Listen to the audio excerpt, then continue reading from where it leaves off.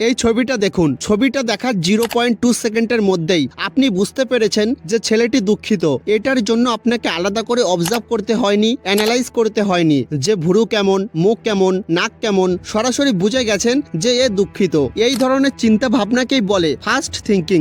এবার ধরুন আমি আপনাকে বললাম 17x24 কত হবে। এখন এখানে আপনাকে এফোর্ট লাগাতে হবে। এর উত্তর আপনি ছবির মতো ফাস্ট বলতে পারবেন না। হ্যাঁ, আপনি গেস করতে পারবেন যে উত্তরটা এই রেঞ্জে এই ডিজিটে হবে, কিন্তু এক্সাক্ট উত্তর বলার জন্য আপনাকে ক্যালকুলেট করতে হবে, ব্রেন খাটাতে হবে, স্কুলে যা শিখেছেন সেটা ব্যবহার করতে হবে। আর এটাই হলো স্লো থিঙ্কিং।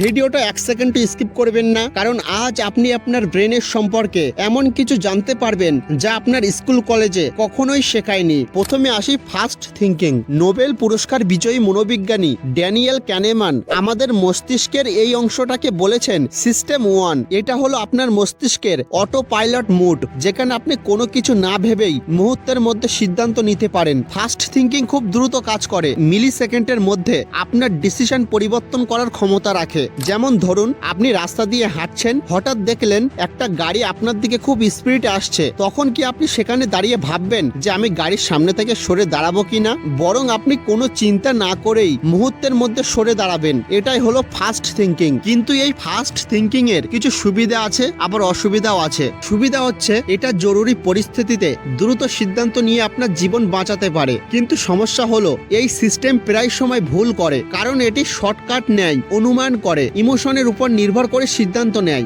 যেমন আপনি কাউকে মেসেজ করলেন, সে সিন করলো কিন্তু রিপ্লাই দিল না। ফাস্ট থিঙ্কিং সঙ্গে সঙ্গে আপনাকে বলবে সে তোকে ইগনোর করছে, সে তোকে গুরুত্ব দিচ্ছে না, কিন্তু বাস্তবে সামনের ব্যক্তিটা হয়তো ব্যস্ত আছে, গাড়ি চালাচ্ছে বা পরে রিপ্লাই দেবে। আপনার কাছে কোনো ডাটা নেই যে কেন সে আপনার মেসেজের রিপ্লাই দিচ্ছে না, আর আপনি এদিকে ভেবে নিয়েছেন যে সে আপনাকে ইগনোর করছে, আর সম্পর্ক শেষ। এটাই হলো ফাস্ট থিঙ্কিং এর ফাঁদ। এবার আসি স্লো থিঙ্কিং। ড্যানিয়েল ক্যানেমান একে বলেছেন সিস্টেম 2। স্লো থিঙ্কিং এর সাহায্যে আপনি দ্রুত কোনো সিদ্ধান্ত নিতে পারবেন না, আপনাকে ভাবতে হবে।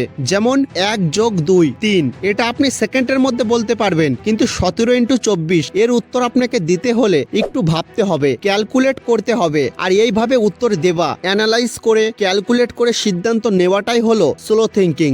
এই স্লো থিঙ্কিং এর সবচেয়ে বড় সুবিধা হলো নির্ভুলতা। এটি আপনাকে সঠিক সিদ্ধান্ত নিতে সাহায্য করে, এটি দীর্ঘমেয়াদী সফলতা নিশ্চিত করে, কারণ আপনি ভেবেচিন্তে তথ্য প্রমাণ দিয়ে সিদ্ধান্ত নিচ্ছেন। কিন্তু সমস্যাও আছে, স্লো থিঙ্কিং অনেক মানসিক শক্তি খরচ করে, তাই আপনার মস্তিষ্ক এটা থেকে এড়িয়ে যেতে চায়। এখন মজার ব্যাপারটা হলো এই দুটি সিস্টেম আসলে আলাদা না, একসাথেই কাজ করে। মনে করুন আপনি যখন প্রথমবার গাড়ি চালানো শিখছিলেন, ক্লাস, গিয়ার, ব্রেক, প্রতিটা স্টেপে আপনাকে সচেতনভাবে ভাবতে হতো যে কখন গিয়ার চেঞ্জ করতে হয়, কিভাবে ক্লাস ছাড়তে হয়, সবকিছু ভেবে ভেবে খুব সচেতনভাবে করতে হতো। এটা ছিল সিস্টেম 2, মানে স্লো থিঙ্কিং। কিন্তু আজ দেখুন, গান শুনতে শুনতে, কথা বলতে বলতে, এদিকে ওদিকে দেখতে দেখতে আপনি গাড়ি চালান, কারণ এখন এটা অটো পাইলট মুডে চলে গেছে। মানে ফাস্ট থিঙ্কিং সিস্টেম 1 দায়িত্ব নিয়েছে। এর মানে খুব সহজ, যা আপনি বারবার প্র্যাকটিস করেন সেটা ধীরে ধীরে সিস্টেম 2 থেকে সিস্টেম 1 এ শিফট হয়ে যায়।